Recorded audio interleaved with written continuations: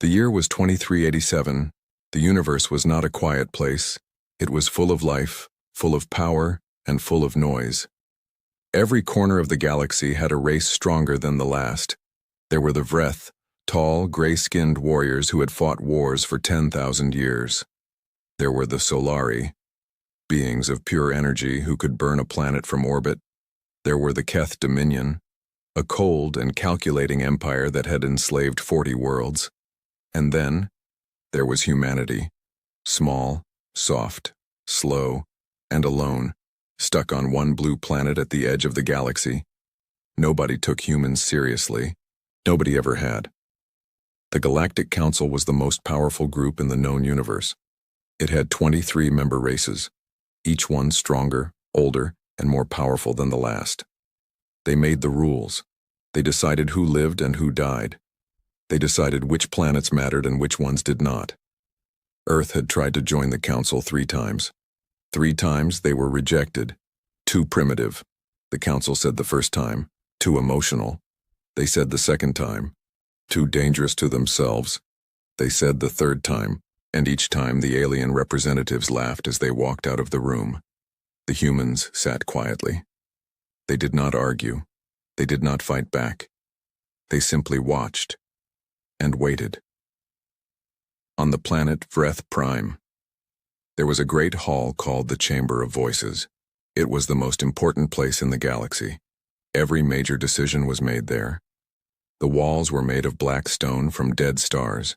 The seats were carved from the bones of ancient space creatures. And on this day, the Chamber of Voices was full. Every seat was taken. Every screen in the galaxy was watching. Because today Earth had been called to answer, his name was Marcus Hale. He was 52 years old. Not tall, not strong, not impressive to look at. He had gray hair, brown eyes, and a calm face. He walked slowly into the Chamber of Voices. He did not look nervous. He did not look afraid. He simply looked like a man who had somewhere to be. Behind him walked 2 assistants, also human, also calm. The aliens in the hall watched them enter. Some laughed quietly. Some whispered to each other. One Vreth general leaned over to his aide and said, "They look like children walking into a storm." His aide smiled and nodded. The council speaker was a Solari named Velhan. Its body glowed with a cold blue light. When it spoke, its voice filled the entire chamber without a microphone. "Marcus Hale," it said, "Ambassador of Earth, you have been called here today for one reason." Marcus stopped walking. He looked up at Velhan. He said nothing. He just waited. "Earth has resisted every trade agreement," Velhan continued. "Earth has refused military alliance with 3 separate empires. Earth has blocked our ships from passing through your section of space not once, not twice, but 14 times." Murmurs filled the hall. "We have been patient," Velhan said, "but patience has a limit." Marcus still said nothing. He stood with his hands behind his back. His face did not change. Then came the voice from the far end of the hall. It was Draxul, the war commander of the Keth Dominion. He was enormous, 3 meters tall, covered in dark armored scales with 4 arms and 2 sets of eyes. He had conquered 12 planets in his lifetime. He had never lost a battle. When he stood up, the room went quiet. "Let me be simple," Draxul said. His voice was low and heavy like thunder underwater. "Your planet is in a valuable location. Your resources are rich, and your people are weak. We want your world. You have 30 days to begin full evacuation. After 30 days, we come." He sat back down. The room stayed quiet for a moment. Then the laughter started. First it was 1 delegate, then 2, then 10, then the whole hall. Some slapped their tables, some called out insults in their own languages. The Vreth general laughed so hard he knocked over his water cup. It was not the laugh of cruelty. It was something worse. It was the laugh of total certainty. They were completely sure that humans would bow. They had never seen anything to suggest otherwise. Marcus Hale waited. He did not shift his weight. He did not clench his jaw. He did not look at the floor. He stood still and let them laugh. And when the laughter began to fade, When the room started to quiet down and wait for his response, he finally spoke. His voice was not loud. He did not need it to be. "You will regret this choice." 5 words, that was all. No anger, no threats, no long speech. Just 5 words spoken in a flat, even voice. The hall went quiet. Then the laughter came back, louder than before. Draxul let out a deep, rumbling laugh and pointed one massive arm at Marcus. "Did you hear that?" he called out. "The human made a threat with what? With those 2 little helpers behind him? With your 1 space station and your 12 old cargo ships?" More laughter. Marcus smiled once. Just barely. Then he turned and walked out of the chamber of voices. Nobody stopped him, they were too busy laughing. On the ship back to Earth, Marcus sat alone in his room. One of his assistants, a young woman named Dr. Sina Voss, knocked and entered. She was 31 years old, short dark hair, sharp eyes. She had been with Marcus for 6 years. She sat across from him and said, "They think we are nothing." Marcus looked out at the stars passing by. "They have always thought that," he said. "Are they wrong?" she asked. He turned and looked at her for a long moment. Then he reached into his jacket pocket and pulled out a small data card. He placed it on the table between them. "Get some sleep, Sina," he said. "We have a long 30 days ahead." She looked at the data card. She had seen cards like that before. But something about this one made her breath stop for just a moment. It had a single symbol on it. A symbol she had only heard about in whispered conversations in locked rooms. She looked up at him. "Is it real?" she said quietly.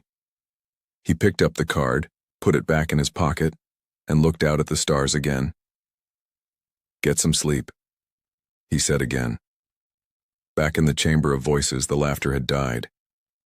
Now there was planning. Draxul stood in front of a star map with his generals.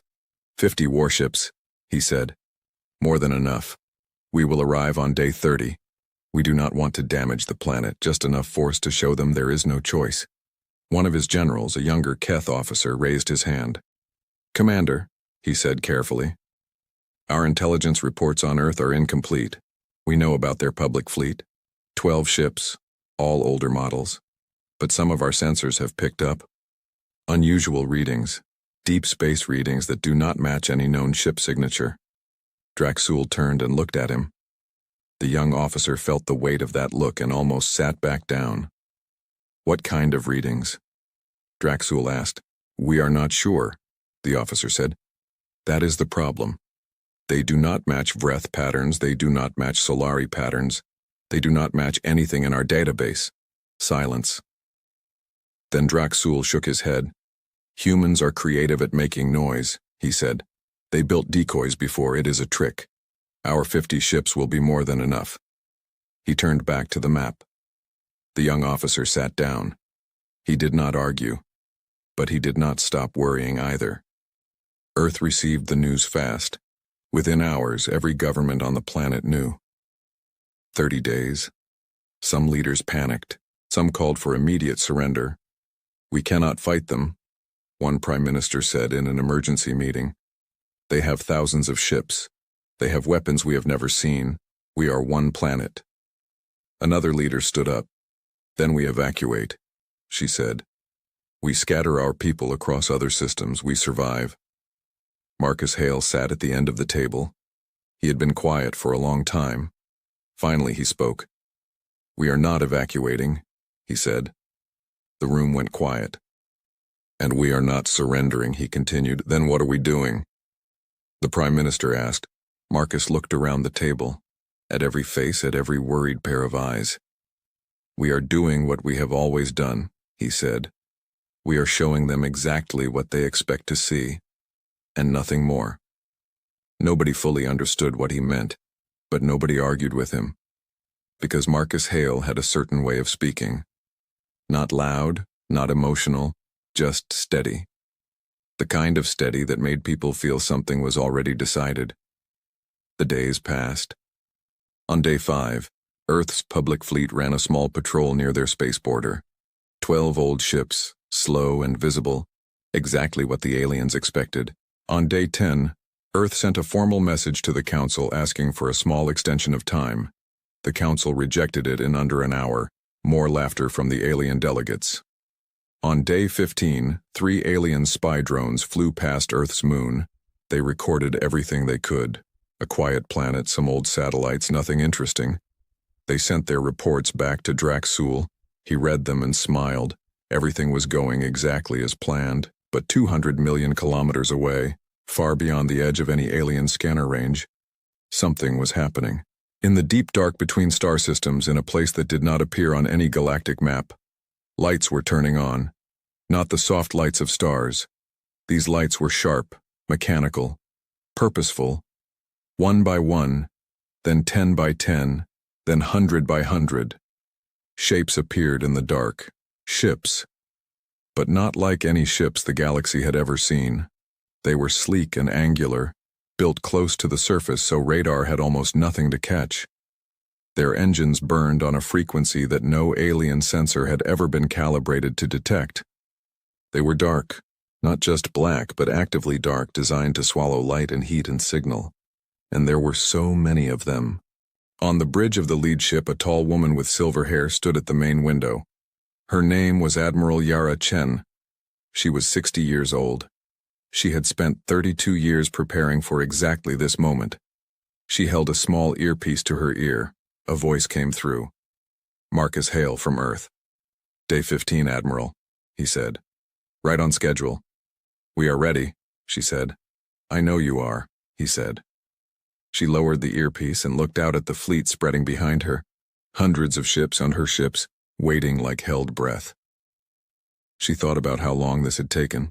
200 years of building in secret, 200 years of hiding, 200 years of watching the galaxy laugh at Earth. She thought about the young officer on the Keth ship who had noticed unusual sensor readings. That young officer was smarter than his commander knew, but he had reported to the wrong man. "All hands," Admiral Chen said into the ship-wide channel. Her voice was steady, not excited, not afraid, just steady. The same steadiness as Marcus Hale. Something in the Earth's air, perhaps, that made its people this way. 30 days is a deadline, she said. For them, it means arrival. For us, it means we are already in position. She paused. "Move out." In the dark between stars, the fleet began to move. No sound. Space had no sound. No heat trail. The engines were too clean. No light. The hulls swallowed it all. They moved like shadows moving through a dark room. You would not see them unless you knew exactly where to look. The galaxy did not know where to look. The galaxy had never thought to look. On Earth, Marcus Hale stood on the roof of the council building in New Geneva. The night sky was clear. He looked up at the stars. Somewhere up there, Admiral Chen and her fleet were already moving into position. Somewhere up there, Draxul and 50 alien warships were preparing for what they believed would be a simple mission. Marcus thought about the last 30 years of his life, every meeting he had sat through, every insult he had absorbed, every time he had watched alien delegates laugh at his planet. He had never argued, he had never raised his voice, he had learned from the very beginning. Do not show them the knife until the moment you use it. He looked up at the stars for a long time. Then he said to no one in particular, just to the sky, just to the universe. 3 words, quiet words, almost gentle. "Your move, Draxul." He turned and walked back inside, and in the deep dark of space, far from any alien eye, Earth's real fleet kept moving, silent, patient, ready. The galaxy had laughed at humanity for centuries. It had called them weak, slow, small, and unimportant. It had never once asked the only question that mattered. Why are they so quiet? The year was 2187. 200 years before Marcus Hale stood on that rooftop and looked at the stars. 200 years before Admiral Chen's fleet moved silently through the dark. The world was different then, smaller, quieter, and very, very afraid. It had started with a signal, not a friendly one. On the 14th of March, 2187, every satellite around Earth picked up the same transmission at the same time. It came from deep space. It was not in any human language, but the computers translated it in under 6 minutes. The message was short. "We know you are here, we are coming to look, do not be afraid, you are too small to be a threat." That last line, "when you are too small to be a threat," was what kept the world's leaders awake that night. Not the fact that aliens existed, not the fact that they were coming, but that line. That single, casual, dismissive line. The first alien ship arrived 3 months later. It was a Vreth scout vessel, long and dark, shaped like a blade. It did not land. It simply appeared in orbit and started scanning. It scanned everything. The cities, the oceans, the mountains, the military bases. It sent transmissions down asking questions about resources, population, technology level. Earth's leaders answered carefully, politely, giving as little real information as possible. The Vreth scout stayed for 2 weeks. Then it left. Its final transmission was 4 words: primitive, but acceptable level. That was it. No hello, no goodbye, no offer of friendship, just a quiet judgment from beings who had already decided what humanity was. After the scout left, the world's leaders met in secret. Not a public meeting, not a news conference, a real secret meeting. Underground, no recordings, no outside communication. There were 41 people in that room, the most powerful humans alive, and every single one of them was scared. A woman named Director Amara Osei spoke first. She was the head of Earth's newly formed Deep Space Intelligence Division. She was 50 years old, calm-faced, with eyes that had seen too much already. "They think we are nothing," she said. Nobody argued. "They will be back," she said. Nobody argued with that either. "And when they come back, they will not be asking questions anymore." The room was very quiet. One man, a general named Tobias Reed, raised his hand. "Then we build," he said simply. Amara looked at him. "Yes," she said, "we build. But not the way they expect us to build. Not out in the open. Not where their scouts can see it. We build in the dark. We build in silence, and we build for one reason only, so that when the day comes, we are ready." General Reed nodded. "How long?" he asked. Amara looked at the star maps on the wall. She looked at the Vreth scouts' scan data. She looked at the faces of the 40 people around her. "As long as it takes," she said. It took 200 years. It took the full effort of every generation that followed. It was the greatest secret in human history, and not one person ever broke it. The first problem was location. You could not build ships on Earth. The alien scouts came back every few years. Different races, different ships, all scanning, all watching. Any large construction on Earth would be seen immediately, so they built somewhere else. The first shipyard was on the dark side of the moon, not the surface, too visible underneath. Engineers drilled tunnels 3 kilometers deep into the lunar rock. They built in complete darkness, no lights visible from space, no heat signatures above normal lunar temperature. The tunnels spread over 40 years like roots growing underground, and inside those tunnels the first human warships took shape. The second problem was technology. Earth's weapons and engines were decades behind the alien races. You cannot fight a Vreth warship with human technology from 2187.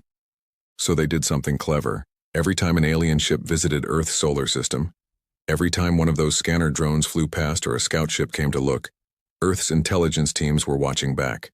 They recorded every frequency, every energy signature, every scan pattern, quietly, patiently, like students sitting in the back of the classroom and writing down everything the teacher said.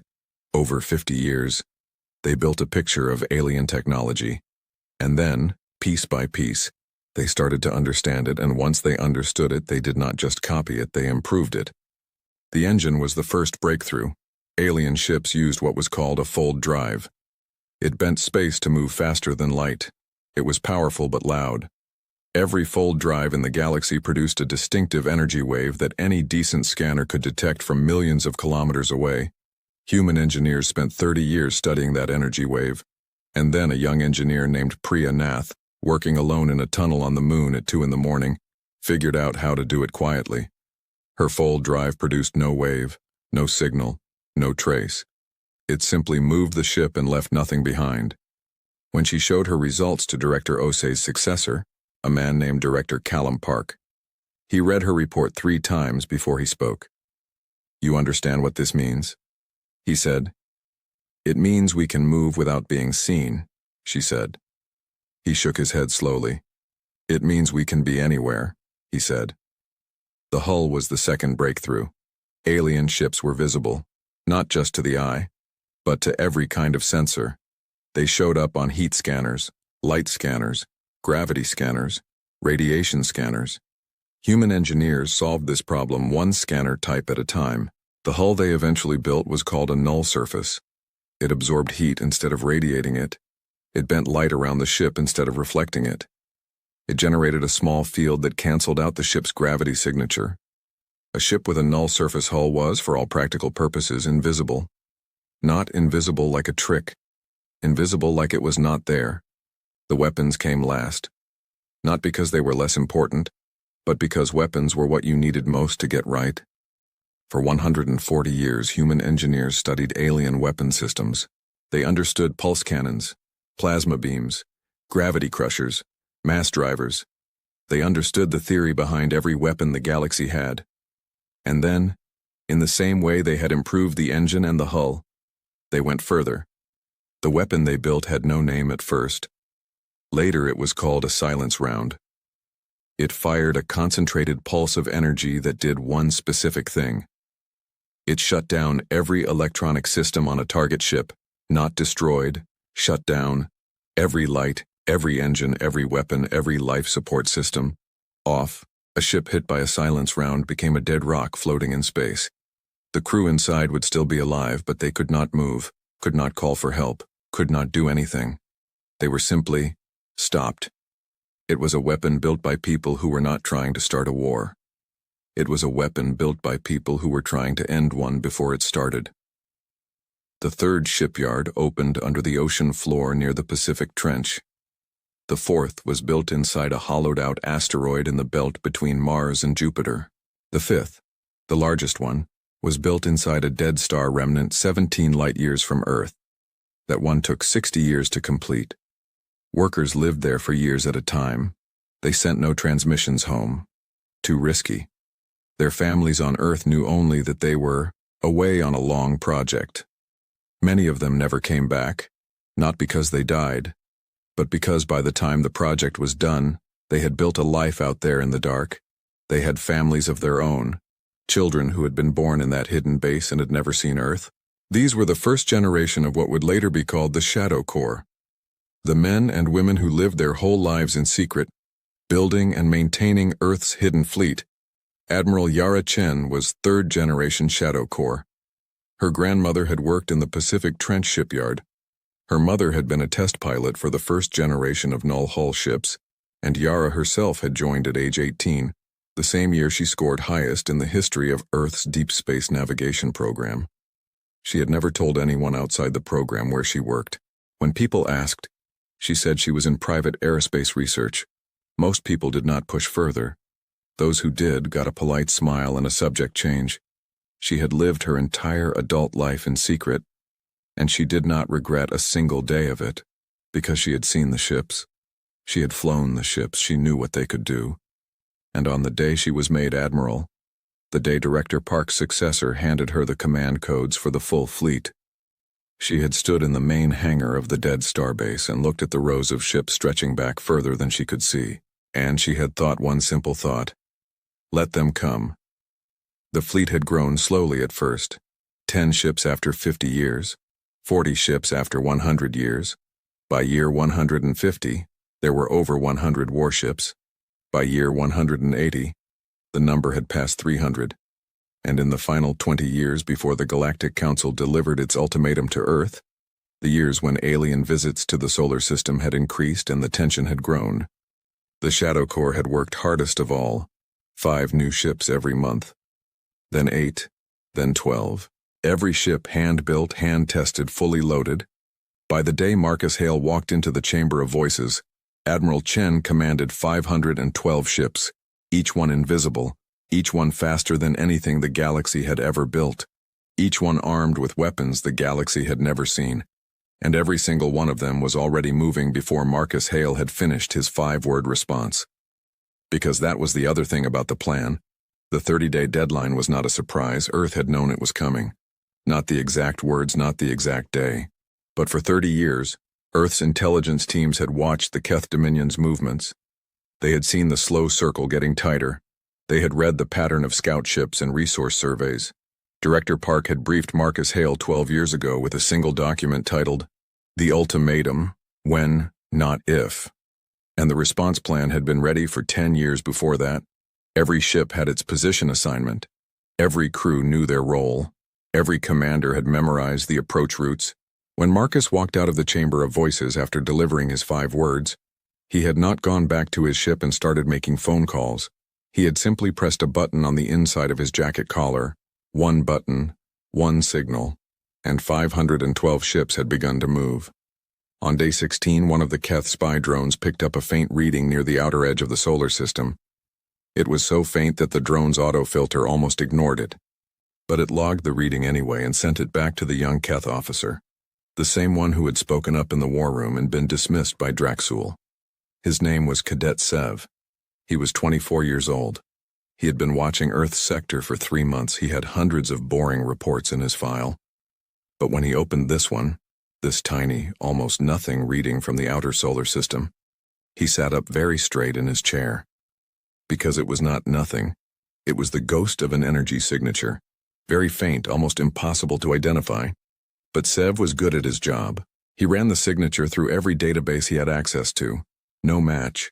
He ran it through the alien race archives. No match. He ran it through the experimental weapons database. No match. He sat back and stared at his screen for a long time. Then he wrote a report. It was 3 pages long. He marked it high priority and sent it directly to Draxul's desk. Draxul read the first paragraph. He read the words, unknown energy signature, and possible unidentified vessel. Then he put the report down. He had 50 warships loaded and ready. He had a timeline that was working perfectly. He had 30 years of experience telling him that humans were nothing to worry about. He did not need a nervous young cadet worrying about ghost signals in empty space.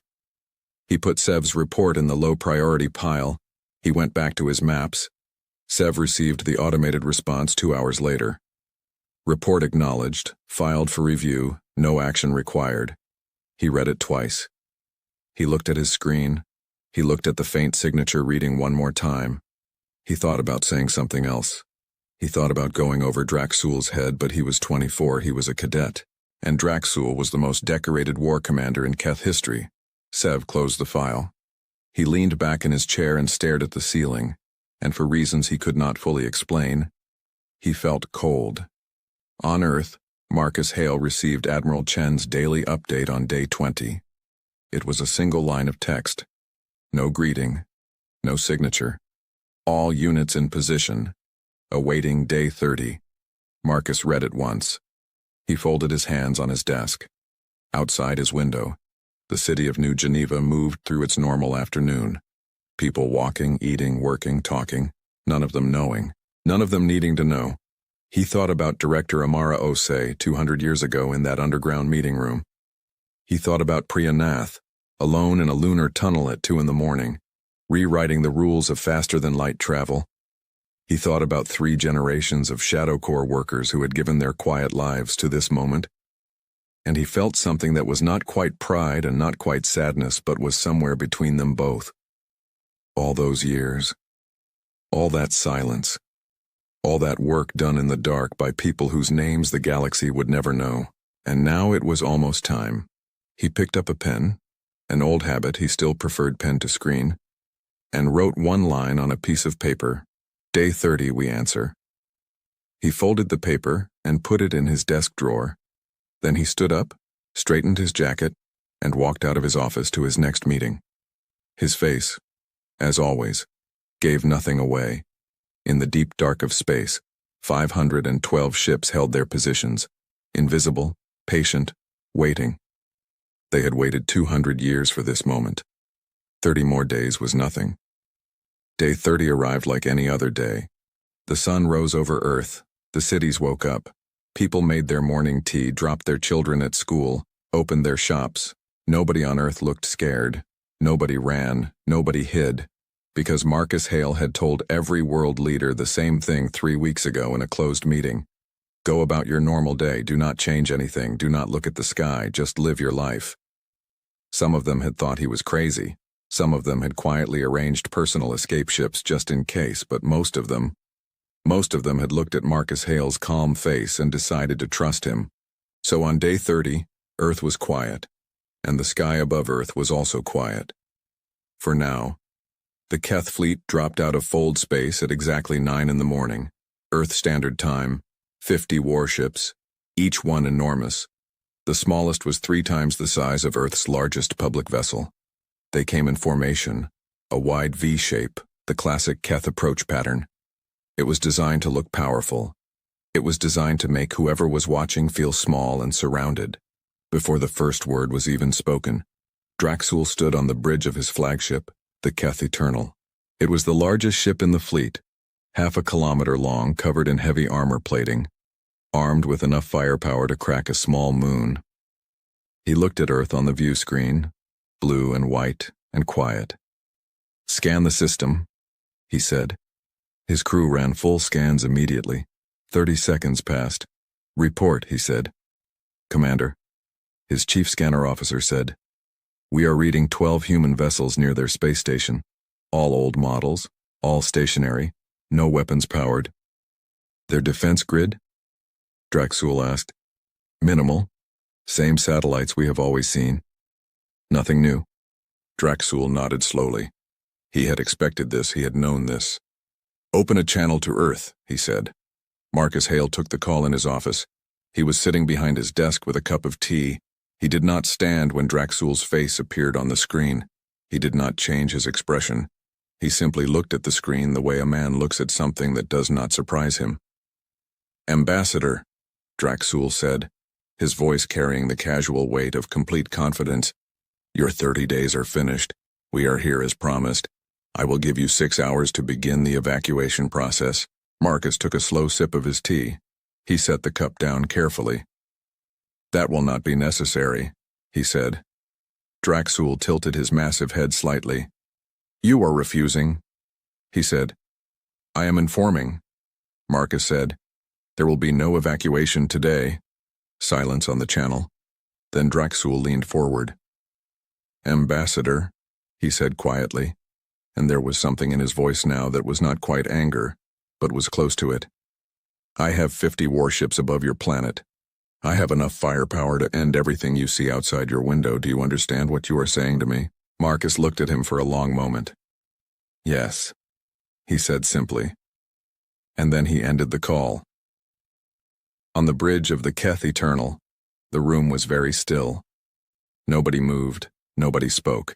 They had all just watched a human, a small, soft, unremarkable human, end a call with Draxul, the war commander of the Keth Dominion, the man who had never lost a battle. Draxul sat in his command chair for a full 10 seconds without speaking. Then he said very quietly, "Arm weapons."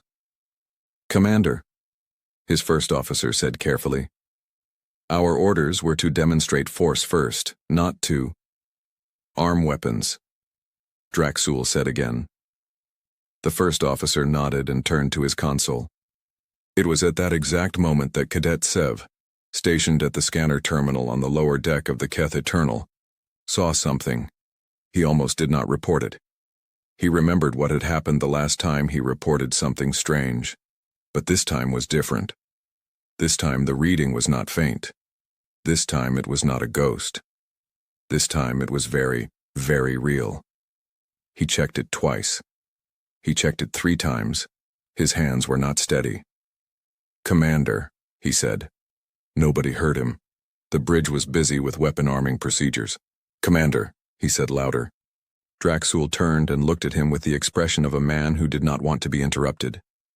"What?" he said. Sev swallowed. "There are ships behind us," he said. The bridge went quiet. "Behind us," Draxul repeated. "Yes, Commander. Multiple ships. They are on all sides, not just behind. They are above us, below us, to the left, to the right." "How many?" Draxul said. Sev looked at his screen. He looked again. He blinked and looked a third time because his brain refused to accept what his eyes were seeing. I am still counting, Commander, he said. How many? Draxul said, standing up from his chair now. Sev looked up from his screen. His face had gone pale. More than 200, he said. And they are still appearing. On the bridge of Earth's lead ship, the ESS Silent Dawn, Admiral Yara Chen watched her screens with steady eyes. Around her, her crew worked quietly and efficiently. No shouting, no excitement, no fear. They had trained for this for years. Some of them had trained for this their entire lives. All units confirm position, she said. Her communications officer read back the confirmations one by one. Every ship in position, every unit ready. The formation was a perfect sphere. 512 ships arranged in a complete surround around the Keth fleet. Not close enough to be seen with the naked eye, but close enough that there was no gap, no exit, no direction the Keth ships could move without flying directly toward an Earth vessel. Decloak, Admiral Chen said. On the scanner screens of every Keth ship, the readings changed in an instant. 1 second, empty space. The next second, ships, hundreds of them, appearing out of nowhere like shadows suddenly given form. On the bridge of the Keth Eternal, 3 scanner officers started talking at once. Contact bearing 040. Multiple contacts above the formation. I am reading over 300 vessels now. They are surrounding us completely. Draxul stood at the center of it all. Very still. He was a warrior. He had been in dangerous situations before. He knew the feeling of a trap, and he was standing in one right now. All ships, raise shields, he said, his voice controlled but tight. Weapons ready. Prepare evasive. Commander, his first officer interrupted. Look at the design of those ships. Draxul looked at the view screen. He looked at the ships surrounding his fleet. And for the first time in 30 years of war, he felt something unfamiliar settle into his chest, because those ships were unlike anything he had ever seen.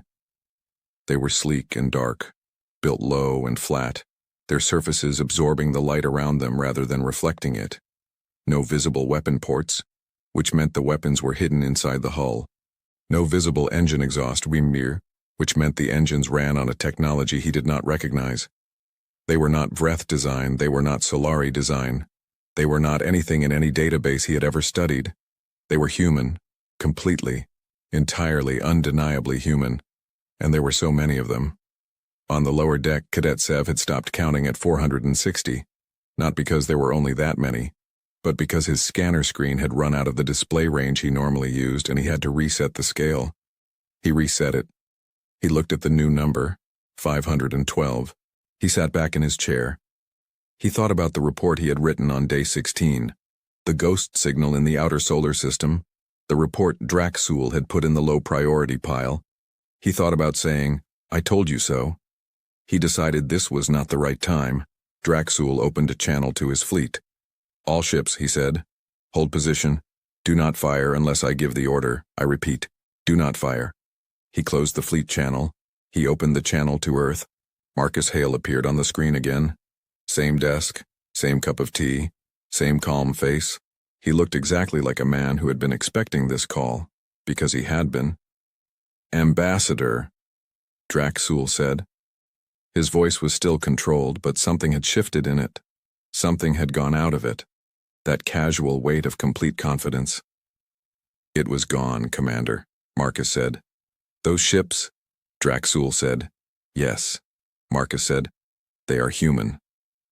Draxul said. Yes, Marcus said. A long pause. How? Draxul said. And Marcus Hale, for the first time in all his years of sitting in alien halls and absorbing alien laughter, allowed himself a very small smile. 200 years of quiet work, he said. Admiral Chen watched the Keith fleet on her screens. They had not moved. They had not fired. Good. She had not wanted them to fire. This was not supposed to be a battle. A battle meant damage on both sides. Damage meant time, repair, resources, and more importantly, a battle meant fear turned to hatred. Earth did not want the galaxy to hate them. Earth wanted the galaxy to respect them. There was a difference, A very important difference. Move to Stage 2, she said. Stage 2 was simple. One by one, 12 Earthships broke from the surrounding formation and moved toward the Keth fleet. Not fast, not aggressive, slow and deliberate, like a hand reaching out, not to grab, but to show. They moved to within 2 kilometers of the nearest Keth warships, and then they stopped, and they powered up their weapons not to fire, just to show. On the Keth Eternal, every weapon system alarm went off at once. The noise on the bridge was immediate and loud. Targeting systems active on 12 human vessels. They have a weapons lock on the forward fleet. Shields are not going to hold against that output. Draxul raised one hand for silence. He looked at the weapons data on his screen. He was a military man. He understood weapons the way a musician understands notes. And what he saw on his screen made his 4 hands grip the edge of his console very tightly. The energy output of those 12 ships was not normal. It was not like anything he had trained against. It was not like anything he had ever read about. If those weapons fired, if all 12 of those ships fired at once on his forward fleet, his shields would last approximately 4 seconds. He looked at the data for a long time. He thought about his 50 ships. He thought about his crew. He thought about the 30 years of battles he had fought and the decisions that had kept him alive through all of them. And he made the decision that every good commander eventually has to make. He sat down. "Stand down, weapons," he said quietly. On Earth, in a monitoring room deep below New Geneva, a young analyst named Tomas watched the live data feed from the fleet. He had been awake for 31 hours. He had been watching his screen since before the Keth fleet arrived. When the data showed Draxul's weapons powering down, he let out a breath he had been holding for what felt like his entire life. Around him, 6 other analysts did the same. Nobody cheered. Nobody shouted. They just breathed. One woman put her head down on her arms on the desk and closed her eyes. Another man leaned back in his chair and stared at the ceiling with wet eyes. Thomas looked at his screen for another long moment. Then he opened a channel to Marcus Hale's office. "Ambassador," he said, "Keth weapons are down. Their fleet is holding position." Marcus's voice came back immediately. "Thank you, Thomas." That was all. 2 words. But the way Marcus said them, quiet, steady, like a man setting down something very heavy after carrying it for a very long time, said everything. Draxul tried to open a communication channel to Keth High Command. He needed to report. He needed orders. He needed, for the first time in his career, someone to tell him what to do. Static. He tried again. More static. "Communications officer," he said sharply. "What is wrong with our long-range transmitter?" His communications officer was working fast, fingers moving across her console. "Commander," she said, "it is not our transmitter. Our transmitter is fully functional. The signal is going out. It is just not arriving anywhere." "Explain," Draxul said. "Something is blocking it. A wide-field jamming signal. It covers the entire sector. Our transmissions cannot get through. We cannot reach command. We cannot reach the council. We cannot reach anyone outside this system." Draxul turned back to his view screen. The human ships were still there, all 512 of them. Surrounding his fleet in every direction, he tried to think of options. He was a man who had always had options. But right now, in this moment, every option he reached for had a wall in front of it. He could not run. The human ships were faster. He had already realized that from watching their deceleration pattern when they decloaked. He could not fight. The weapon data told him that story clearly enough. He could not call for help. The jamming covered everything. He sat in his command chair, surrounded by 50 of the most powerful warships the Keth Dominion had ever built, and he understood with complete clarity that he had never been in control of this situation, not from the moment he arrived, not from the moment he delivered his ultimatum, not from the moment he had laughed in the Chamber of Voices. The humans had been in control the entire time. He simply had not known it. Admiral Chen opened a channel directly to the Keth Eternal. When Draxul's face appeared on her screen, she looked at him for a moment without speaking. She had spent 32 years preparing to look at this face, or one like it. The face of someone who had underestimated humanity, and who now understood their mistake. "Commander Draxul," she said, My name is Admiral Yara Chen. I am the commanding officer of Earth's first defense fleet. Draxul looked at her. He said nothing. I want to be very clear about your situation, she said. You are surrounded. You cannot run. You cannot communicate outside this system.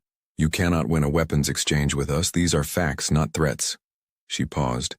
However, she said, we do not want to destroy your ships. We do not want to harm your crew. Earth has no interest in starting a war. We have only one interest.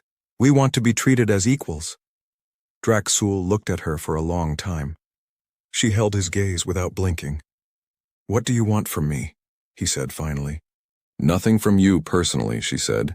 You are going to stay here comfortably, safely, with full life support and full crew care, until Ambassador Hale finishes a conversation with your High Command and the Galactic Council. Then you will go home. You and every one of your crew. Another pause. But when you get home, she said, and her voice dropped just slightly, just enough to make the words feel final. You are going to tell them exactly what you saw here. You are going to tell them exactly how many ships we have. You are going to tell them exactly what our weapons can do, because that conversation, between you and your leaders, is the real point of today. Draxul said nothing for a long moment.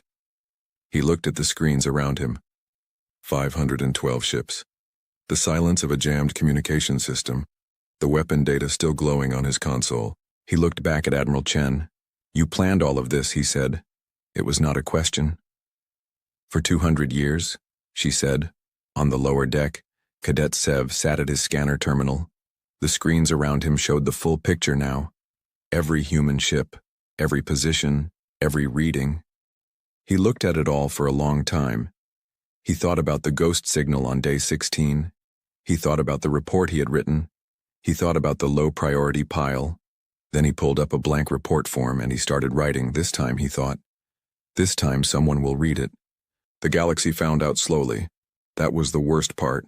Not a sudden explosion of news. Not one big announcement. Just silence. A growing, spreading, cold silence, where there used to be confident voices. The Keth fleet had gone to Earth 30 days ago. 50 warships. The best ships the Keth Dominion had.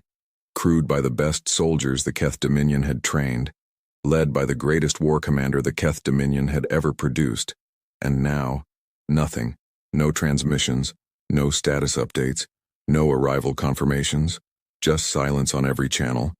On day 32, Keth High Command sent a scout ship to Earth's sector, a small fast vessel. Its job was simple.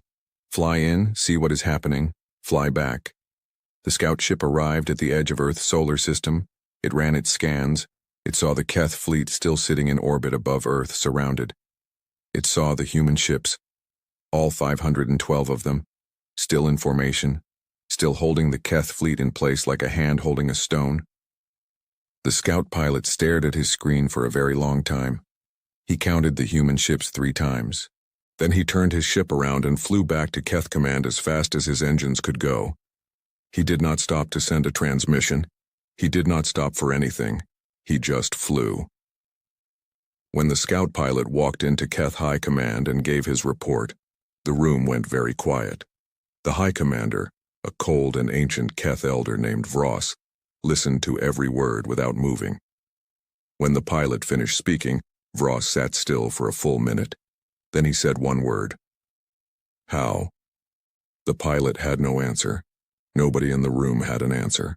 Because the answer was 200 years of human silence that nobody had bothered to investigate, the news reached the Galactic Council 3 days later. Not through official channels. Official channels were still being jammed by Earth's fleet. It reached them the old way. Through traveler reports, through merchant ships, through the kind of rough information that spreads when official information stops. The story that spread was not precise. It was not detailed. But it carried the essential truth in every version. Earth had a fleet, a real fleet, bigger than anyone knew. And it had surrounded 50 Keth warships without a single shot being fired. In the Chamber of Voices, the delegates heard this story and did not laugh. For the first time in anyone's memory, the Chamber of Voices was genuinely, completely, deeply quiet. the Vreth general who had laughed so hard he knocked over his water cup on the day Marcus Hale delivered his 5 words. He sat very still now. He was thinking about those 5 words. You will regret this choice. He was thinking about them in a very different way than he had before. Velhan, the Solari Council speaker, called an emergency session. Every delegate attended. Nobody was late. Nobody sent a junior representative in their place. They all came themselves, in person, because this was the kind of moment you needed to see with your own eyes. Velhan opened the session with a simple question. What do we know about Earth's military capability? The answer was immediate and unanimous. Nothing. They knew nothing. Every scan, every intelligence report, every database entry on Earth described a small planet with a minimal public fleet and no significant military presence. Everything they thought they knew about humanity was based on what humanity had chosen to show them, and humanity, it turned out, had chosen to show them almost nothing. Velhan let that sit in the room for a moment. Then we have a problem, it said. Nobody argued. On Earth, Marcus Hale was not sleeping much, not because he was worried, but because there was too much work to do. His team had been in constant communication with Admiral Chen for 4 days. The plan was moving perfectly, but there were 100 small details that needed his attention. Dr. Sina Voss brought him coffee at 2 in the morning on day 33, and found him at his desk surrounded by screens. You should sleep, she said. I will sleep when it is finished, he said. She set the coffee down and looked at the screens. One showed Admiral Chen's fleet formation. One showed the Keth fleet still in position, contained, unharmed. One showed a map of galactic communication patterns, the ripples of news spreading from system to system like rings from a stone dropped in water. They are all talking about it, she said. Yes, he said. Are they scared? She asked. He picked up the coffee. They are uncertain, he said. Uncertain is better than scared. Scared makes people do stupid things. Uncertain makes them think. She looked at the map for another moment.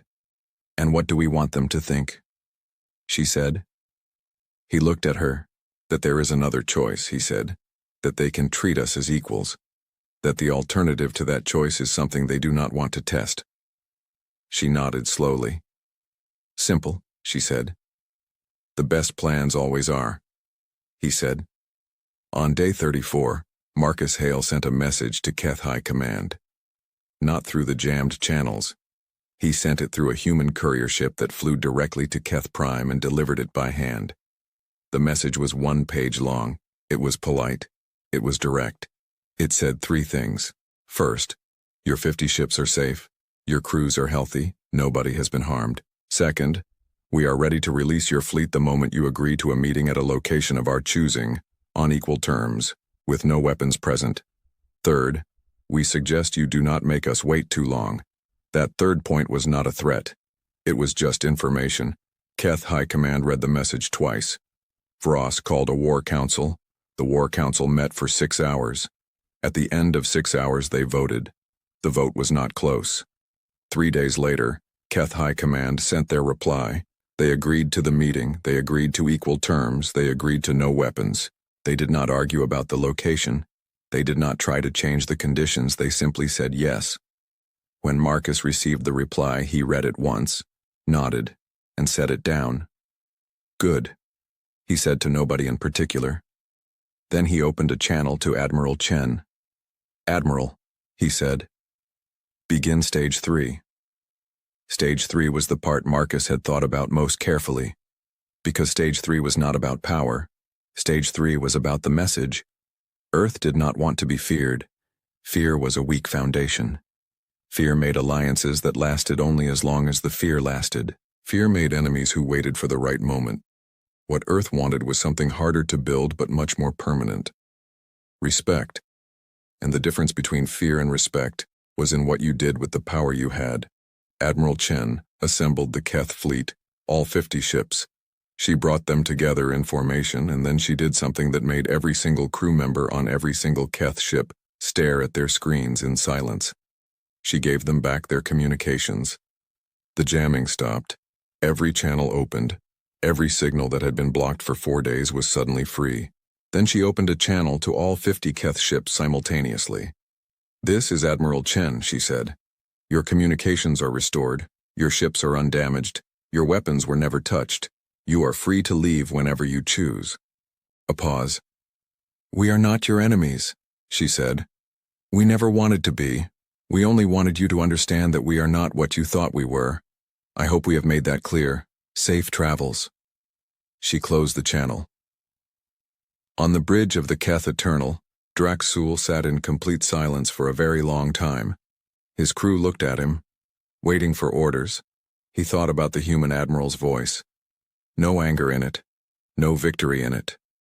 Just steady, clean, matter-of-fact honesty. He thought about the 4 days his fleet had sat surrounded, unharmed, fed, their life support fully maintained by their own systems. Not one act of aggression from the human fleet. Not one threat beyond the simple truth of their situation. He thought about what he would have done in their position. He was honest enough to admit it would have been different. "Take us home," he said quietly. The Keth fleet left Earth's solar system in formation, 50 ships moving together. As they passed through the outer edge of the system, each ship's scanner automatically swept the area. Old habit, military instinct, and on every scanner, on every ship, the same reading appeared. Earth's fleet was still there, all 512 ships, watching them go. Not following, not threatening, just watching. Cadet Sev, sitting at his terminal on the Keth Eternal, watched the human fleet disappear from his screen as they moved further away. He watched until the last signal faded. Then he opened his report from day 16, the ghost signal, the one that had been filed in the low-priority pile. He read it one more time. He closed it. He started writing a new document. He wrote for 2 hours without stopping, everything he had seen, everything he had thought, everything he had learned in the last 4 days. He titled it, "What We Got Wrong About Humanity." He marked it urgent. He sent it directly to Vros. This time, he was sure someone would read it. News of the Keth fleet's return spread through the galaxy faster than any official announcement could have managed. 50 warships going to Earth. Everybody had known about that. 50 warships coming home 4 days later. Unharmed, but clearly shaken. Everybody found out about that too. The story had no clean ending that anyone could point to. No explosion, no battle, no bodies. Just a fleet that had gone out with complete confidence and come back with something missing from their eyes. That something missing was what scared the galaxy most. Not the fleet itself, not the weapons, but that look. The look of people who had gone to crush something small and discovered it was not small at all. The Vreth military called an emergency review of all intelligence on Earth. They pulled every file, every scan report, every observation from the last 200 years. The review took 3 days. At the end of 3 days, the lead analyst came to the Vreth War Council. With her conclusion, she stood in front of the council and said, "We know nothing about Earth's real military capability. Everything we have is based on what they chose to show us, which means everything we thought we knew is wrong." The War Council sat in silence. One general asked, "How long have they been building?" The analyst said, "Our best estimate is 200 years. Another silence. 200 years, the general repeated slowly. "While we were watching them, they were building." "Yes," the analyst said, "and we never saw it." He said, "No," she said. He nodded very slowly. "Then we were not watching carefully enough," he said. It was the most honest thing any Vreth general had said in a long time. The Solari were the most disturbed of all. Not because of the fleet, not because of the weapons, but because of the silence. The Solari were beings of energy and information. They lived in the constant flow of data and communication that moved through the galaxy like a river. They knew everything that happened everywhere almost as soon as it happened. Or they thought they did. The idea that humanity had maintained a secret this large, this completely, for this long. It was almost impossible for the Solari to process. Velhan spent 2 full days in isolation thinking about it. When it emerged, it went straight to its closest advisor and said one thing. "They are not primitive. They were never primitive. We looked at their surface and called it their depth. We were wrong." Its advisor said nothing. There was nothing to say. The meeting Marcus Hale had requested took place on a neutral station called Meridian Point.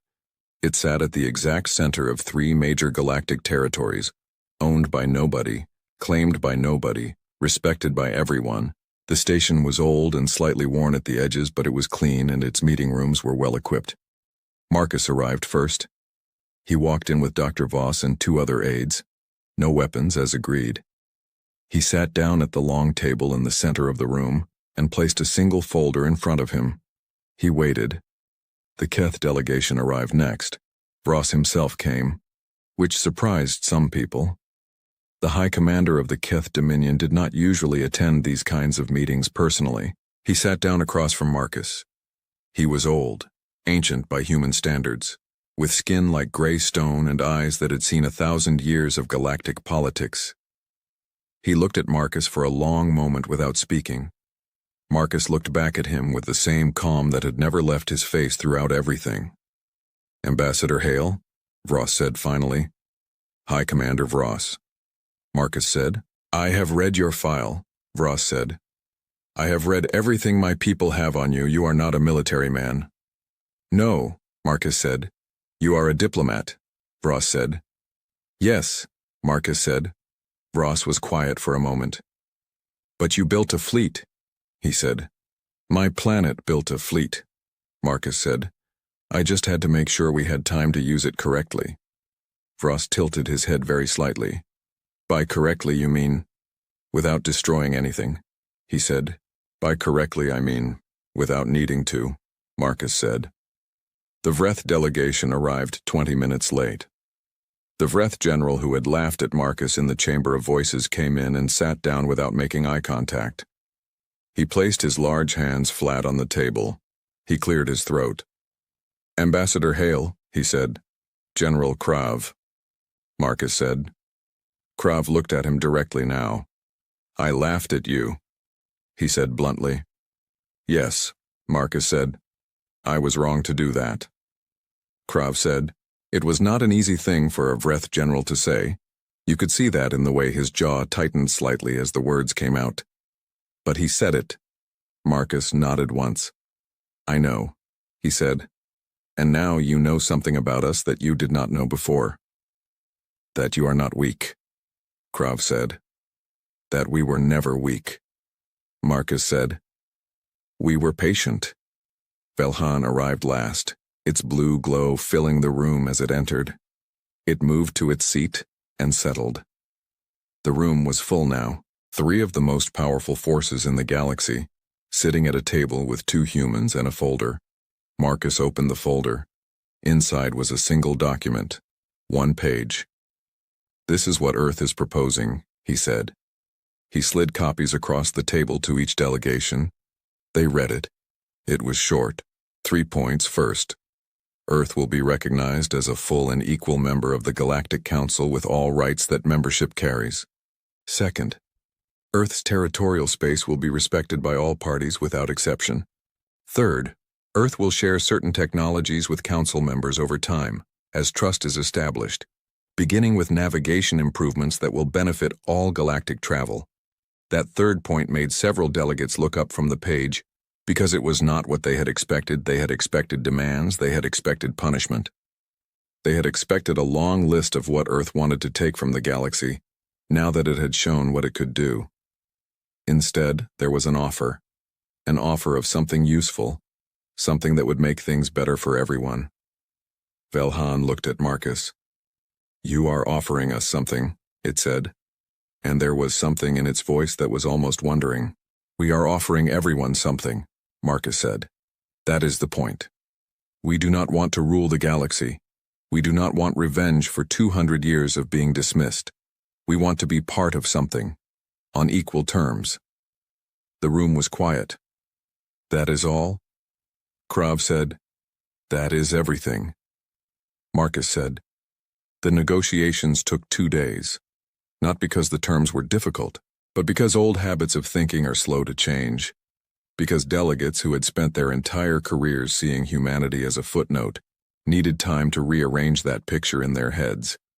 But in the end they signed, all 3, and then they sent the agreement to the full Galactic Council, And the full Galactic Council, every delegate who had laughed, every race that had dismissed Earth, every empire that had looked at that one blue planet and seen nothing worth worrying about. They signed too. Not all of them happily, not all of them without argument, but they signed. Because 512 invisible ships was a very persuasive argument, and because the offer on that single page was genuinely good, and because somewhere underneath the politics and the pride, even the most powerful races in the galaxy understood that what Earth had done was not small. 200 years of patience, 200 years of work done in silence, 200 years of absorbing every insult, every dismissal, every laugh, and never letting it make them angry enough to make a mistake. That was not weakness. That had never been weakness. On the day the agreement was signed, Admiral Yara Chen stood on the observation deck of the ESS Silent Dawn. The ship was in Earth's orbit now. Below her, the planet turned slowly in the dark, blue and white and quiet. She thought about her grandmother in the Pacific Trench shipyard. She thought about her mother testing the first null-hull ships in the dark between stars.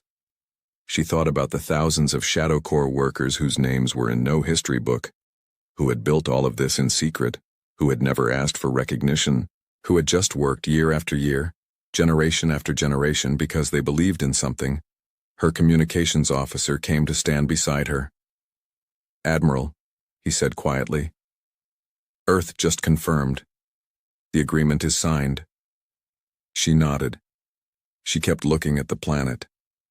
"My grandmother used to say something," she said after a moment. "What did she say?" He asked.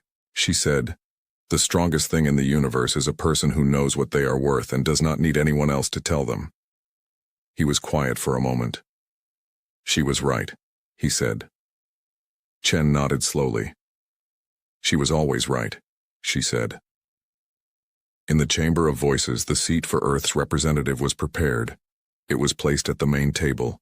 Equal height, equal position, equal size. Not in the back row, not at a smaller table to the side, at the main table, where it should have been 30 years ago.